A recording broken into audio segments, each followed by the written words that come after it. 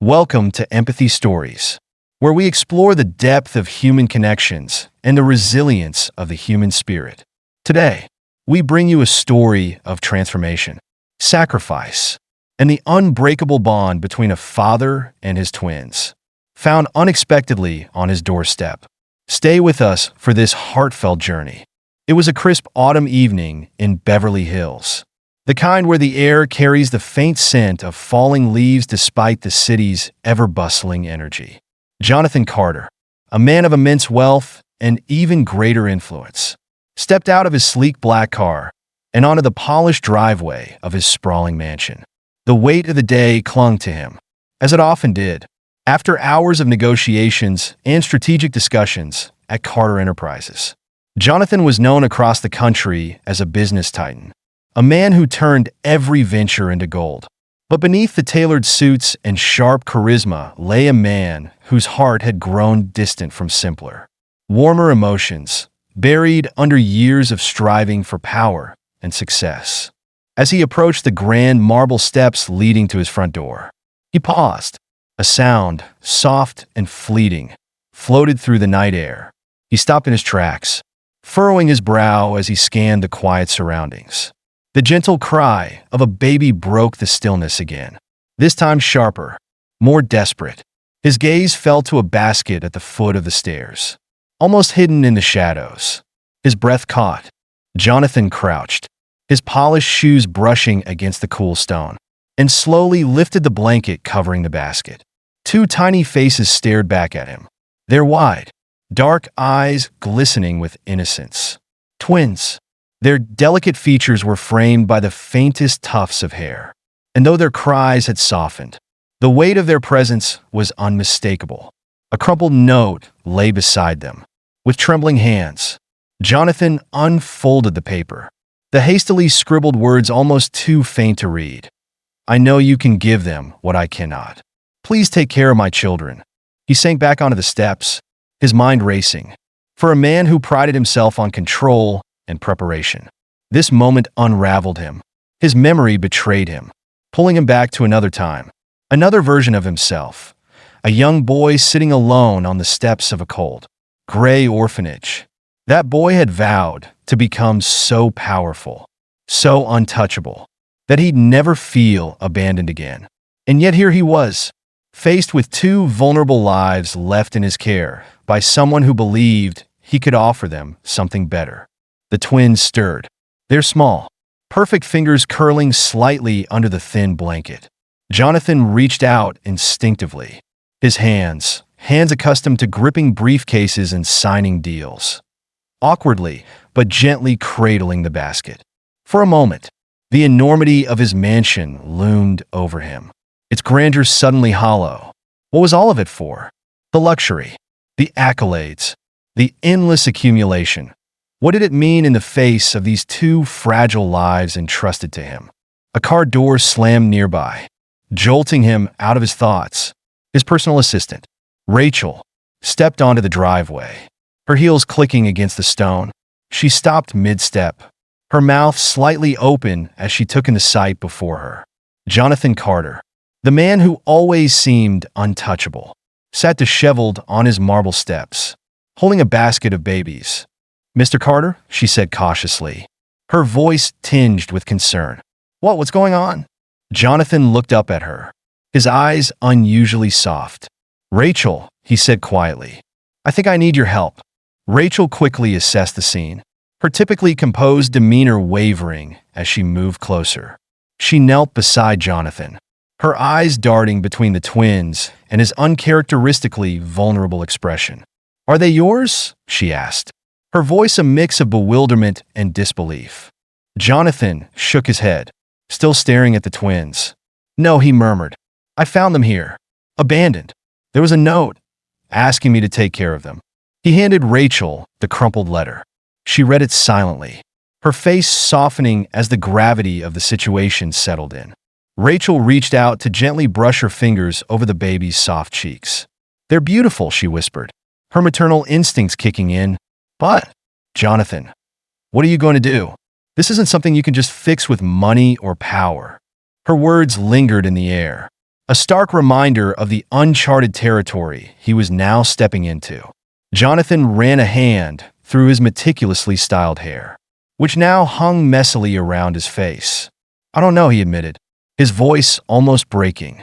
"I've spent my whole life solving problems. Rachel, this isn't a problem. It's a responsibility. One I never saw coming."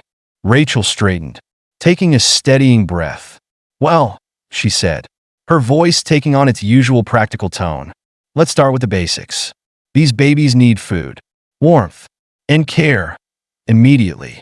We'll figure the rest out later." Jonathan nodded, grateful for her decisiveness. Together, they carried the twins into the mansion.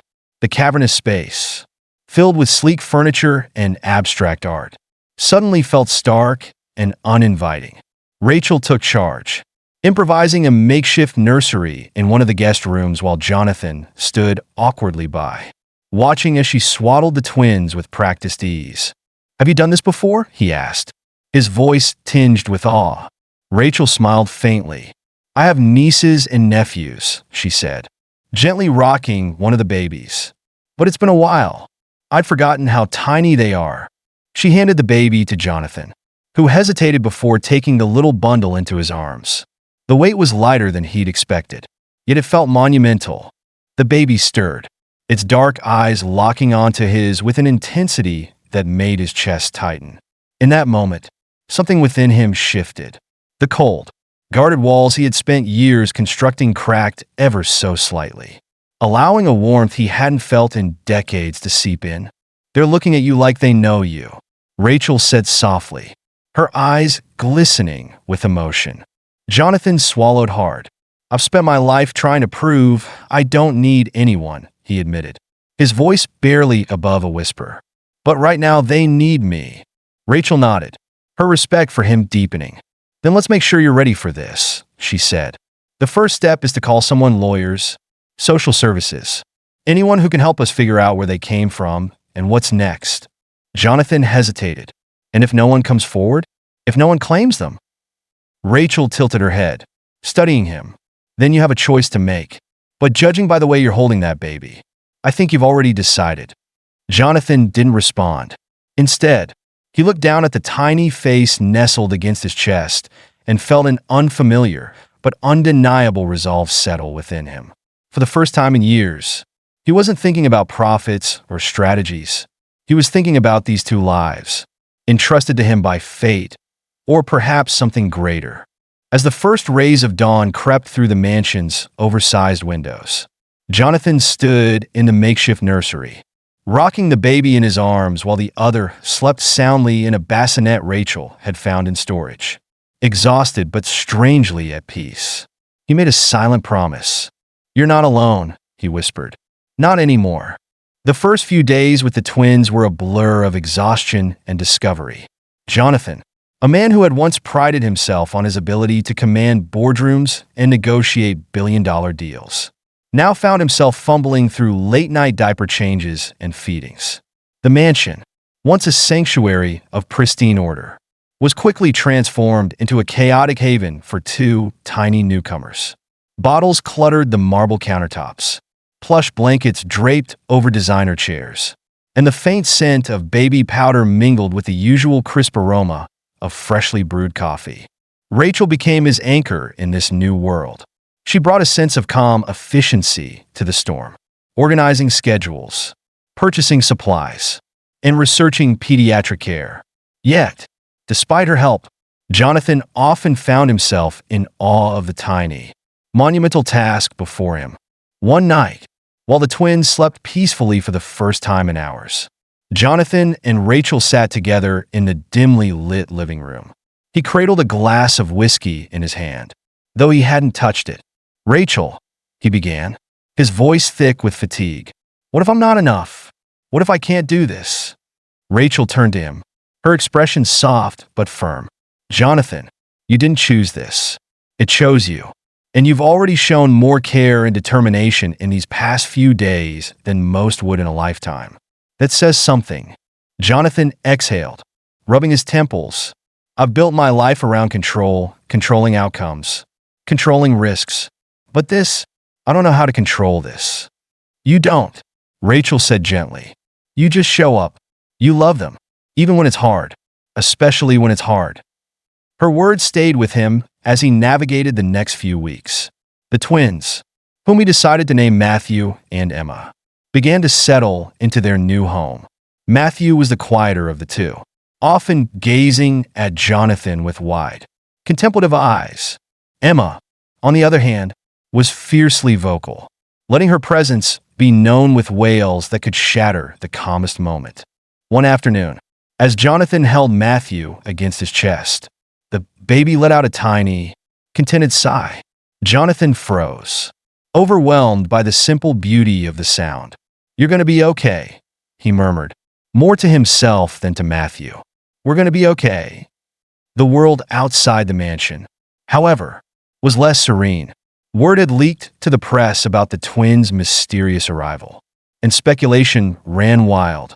Tabloids spun dramatic stories about abandoned love affairs and secret scandals, while reporters camped outside the gates, hoping for a glimpse of the reclusive billionaire turned unexpected father.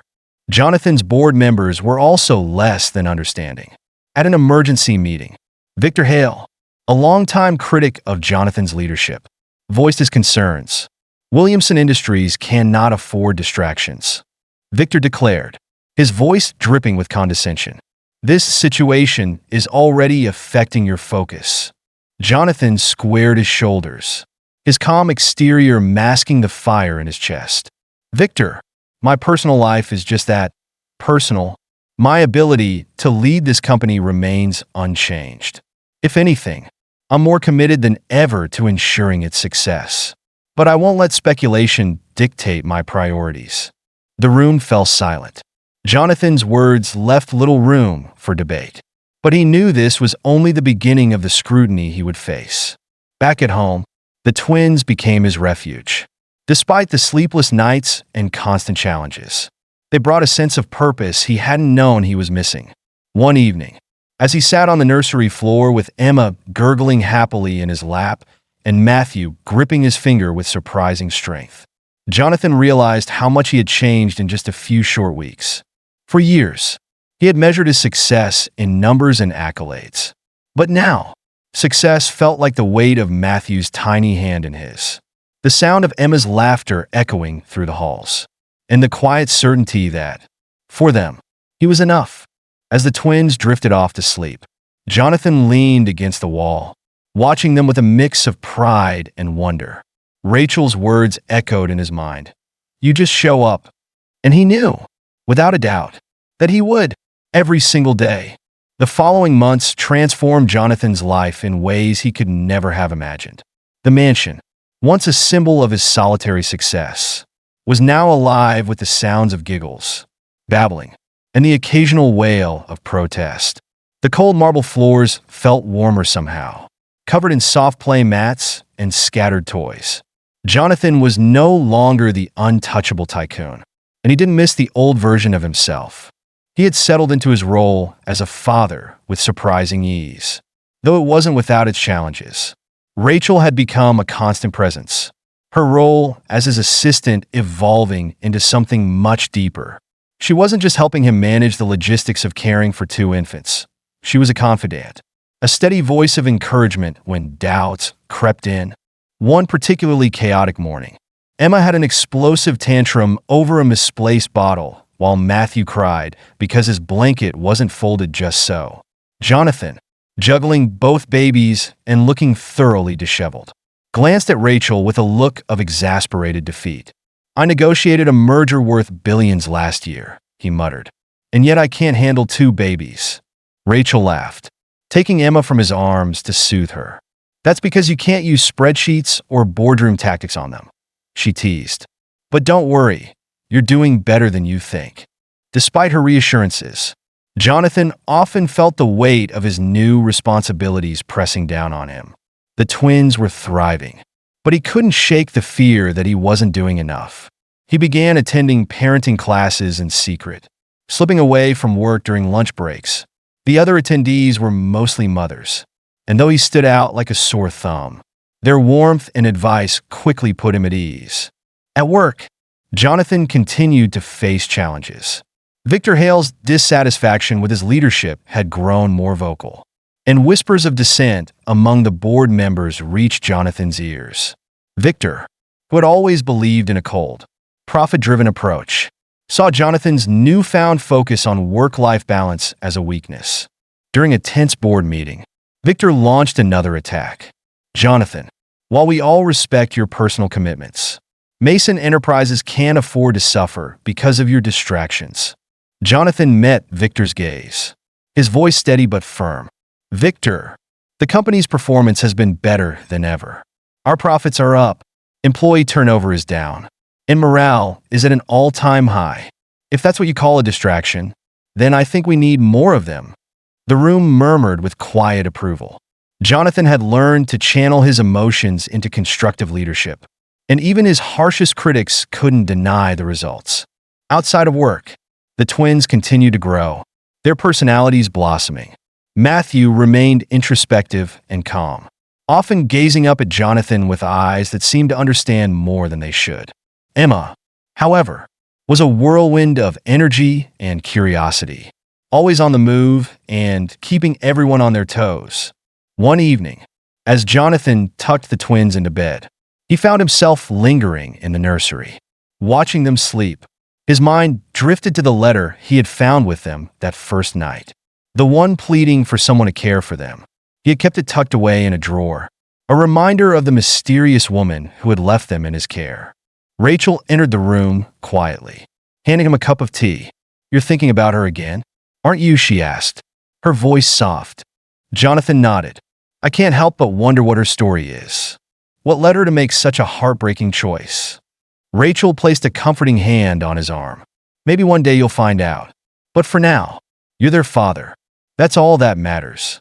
Her words stayed with him as the weeks turned into months.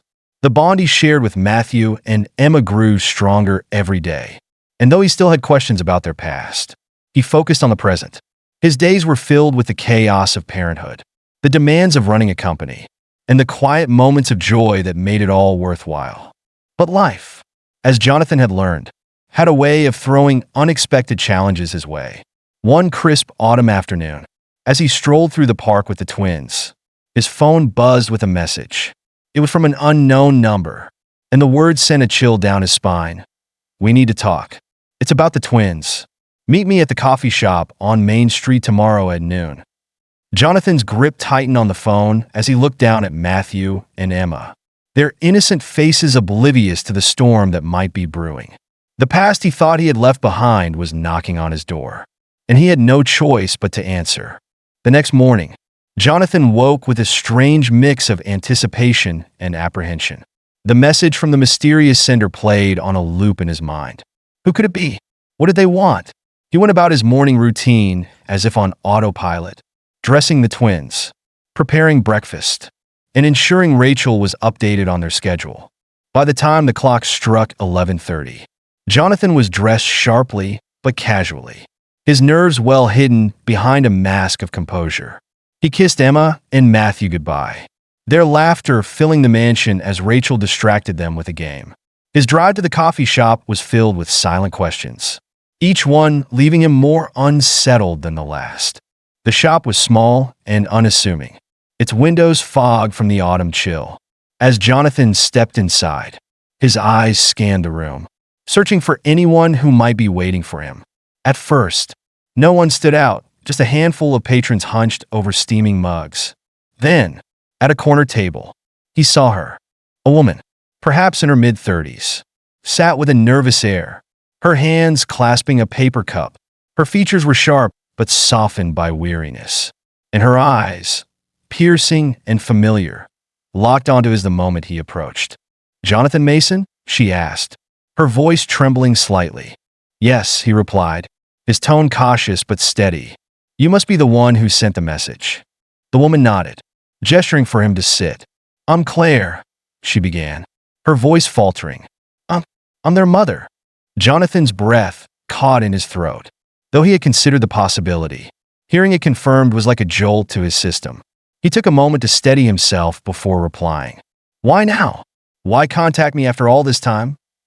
Claire's gaze dropped to her hands, twisting the coffee cup nervously. I've been watching from afar, trying to work up the courage. I left them on your doorstep because I was desperate. I didn't have the means to care for them. And I knew you could give them what I couldn't. Jonathan's jaw tightened. You made a choice that changed everything for them and for me. And now, after all this time, you decide to come back? What do you want? Her voice cracked as she spoke. I'm not here to take them from you, Jonathan. I needed to see them again, to know that they're okay. You've done more for them than I ever could. And I'm grateful, but I can't pretend it doesn't hurt. Not being part of their lives. Jonathan leaned back, studying her. She looked sincere, but the protective instinct he had developed for Emma and Matthew was on high alert. They're okay, he said finally. Better than okay. They're thriving, but they don't know you. And I won't let anyone upend their lives. Claire nodded quickly, her hands trembling. I understand. I'm not asking for much. Just maybe a chance to meet them, even if it's just once. I won't push. I just want to see them, to let them know I exist. Her plea hung in the air between them, heavy and unspoken. Jonathan's mind raced. Could he trust her? Would allowing her into their lives bring more harm than good? Finally, he sighed. This isn't just my decision. I need to speak with a therapist, and with them, I won't promise anything. Claire's eyes filled with tears, though she quickly wiped them away. Thank you, she whispered. That's all I can ask. Their conversation ended with an uneasy truce. As Jonathan left the cafe, the weight of what had just transpired settled heavily on his shoulders. He spent the drive home replaying the encounter, questioning his instincts and his decisions. Back at the mansion, he found Rachel playing with the twins in the living room. Emma squealed with delight as Matthew stacked blocks with quiet concentration. Seeing their happiness, Jonathan's resolve strengthened. No matter what happened, he would protect them. Later that evening, he called the family therapist to discuss what had unfolded. This will be delicate, the therapist cautioned. If you decide to introduce her, it has to be on their terms. Children are resilient, but they also need to feel safe and secure. Jonathan nodded, taking the advice to heart. Over the next few days, he gently broached the topic with Emma and Matthew. He explained that someone who cared about them wanted to meet them and promised they could decide if and when they were ready. Emma, ever curious, was the first to express interest. Will she like us? Daddy, she asked, her wide eyes filled with innocent wonder. Jonathan knelt down to her level, brushing a strand of hair from her face. She'll love you, sweetheart, just like I do. Matthew, quieter but deeply perceptive, asked, will she stay? Jonathan hesitated before answering. That's up to us.